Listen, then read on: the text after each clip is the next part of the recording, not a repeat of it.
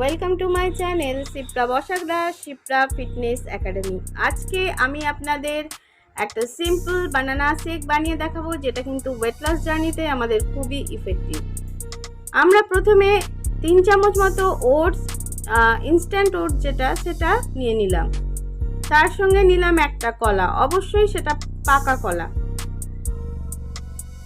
এটা আমরা ব্লেন্ডার জারের মধ্যে নিয়ে নিলাম। এটাকে সিম্পলি ব্লেন্ড করতে হবে।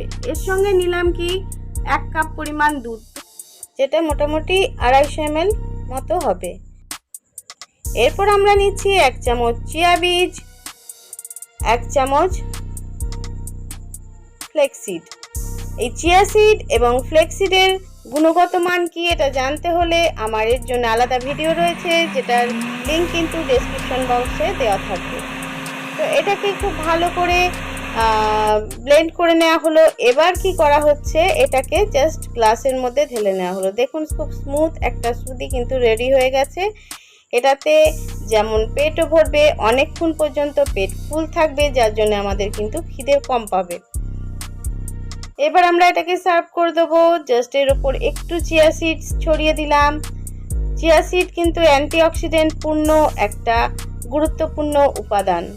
তাহলে আমাদের বানানা শেক কিন্তু রেডি। যদি ভালো লাগে তাহলে অবশ্যই লাইক, কমেন্ট ও শেয়ার করবেন।